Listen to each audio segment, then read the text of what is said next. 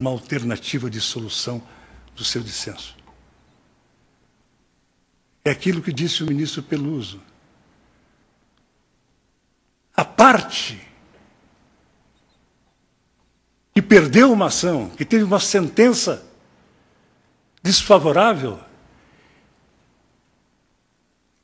no mundo jurídico a solução está feita. Mas no âmbito da satisfação pessoal dos litigantes, esta solução pode muitas vezes não ser a ideal. E mesmo o vencedor da demanda pode não ficar satisfeito com a decisão, por vários e vários motivos que possam ter peculiarmente cada processo. E para efeito da mediação, há técnicas especiais. Aqui em São Paulo foi muito utilizado, aqui no Fórum João Mendes, precursor tanto da mediação quanto da conciliação, conciliação inclusive fora dos juizados especiais, conciliação em processos cíveis. Se deu muito treinamento aos mediadores.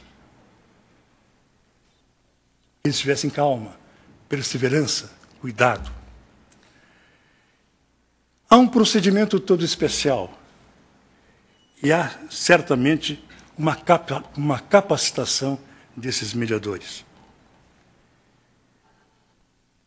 Nós não temos uma lei que regule a mediação. Há um projeto de lei que tramita desde 98, 4827, de autoria da ex-deputada paulista Zulaia Cobra, e que até hoje não foi apreciada pelo Congresso Nacional. A conciliação já está um pouco mais, naquele sentido que nós conhecemos, já está um pouco mais próxima de nós. Porque ela veio sendo utilizada de forma muito mais seguida nos juizados especiais.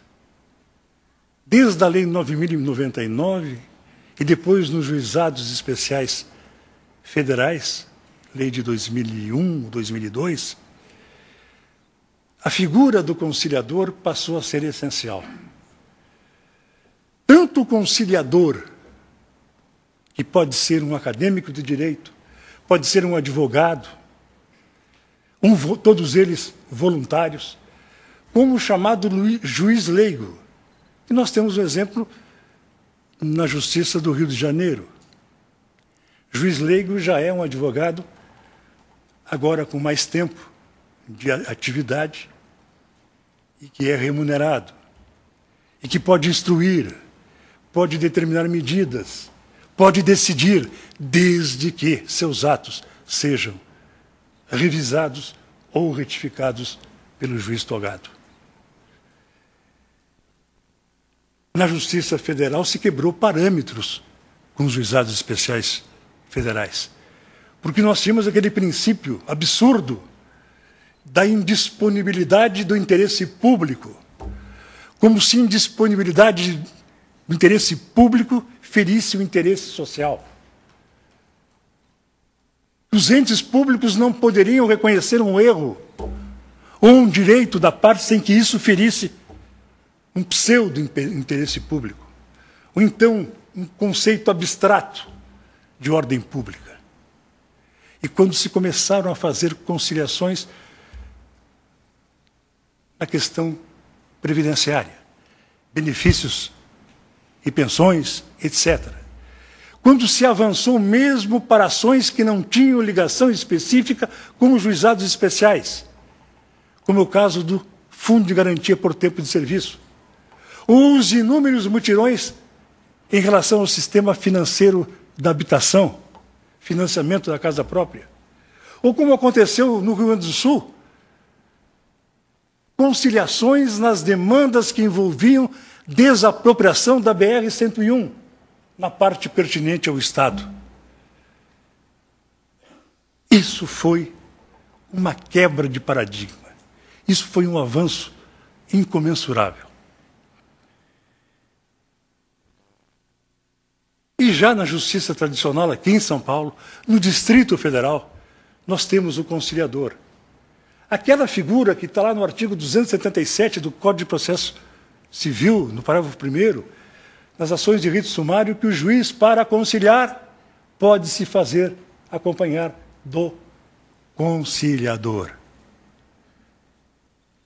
Quantos de nós, juízes, atendemos a esse preceito?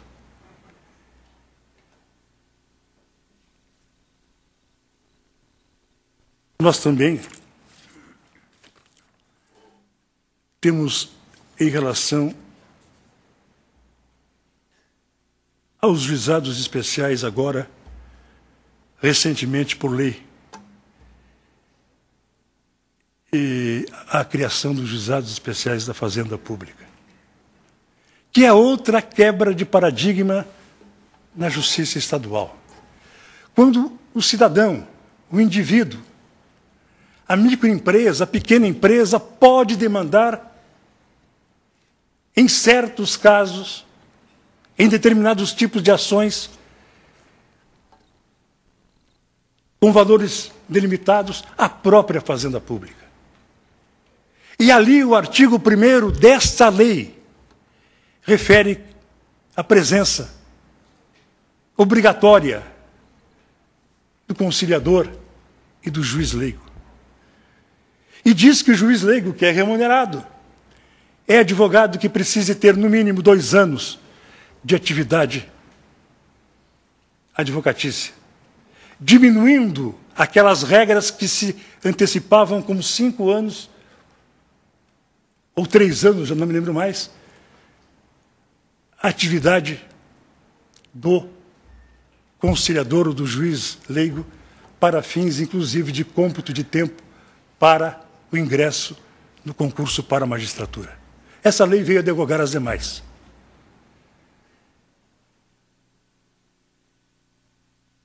E o CNJ tem, sim, políticas públicas. Não só no pacto republicano firmado entre os 3 poderes, em que se privilegia, num determinado momento, eu acho que é o 2º pacto republicano, o incentivo à conciliação e o incentivo, exatamente, ao acordo. Nós temos a Resolução 75, que reconhece para efeito de ingresso na magistratura o tempo de pessoas que foram conciliadores. Isso também é um avanço. Temos, evidentemente, a recomendação número 8, o conciliar legal, que todos os senhores conhecem, que vem ano a ano tendo maior sucesso e maior engajamento, não só das pessoas, como das entidades. Acordos de cooperação técnica, facilitando a conciliação, acordos com o SEBRAE, com a Fiesp, com as instituições bancárias, com as empresas de telefonia, com a OAB. São políticas engajadas que o CNJ desenvolve e preconiza. Recentemente, agora, na instalação dos juizados especiais nos aeroportos, que voltaram a funcionar em função de uma recomendação, a número 41 da ANAC, que ampliava o rol de direitos dos consumidores em relação a atrasos, cancelamentos de voos, overbooking, falta de alimentação, hospedagem, etc., etc. Foi com essa razão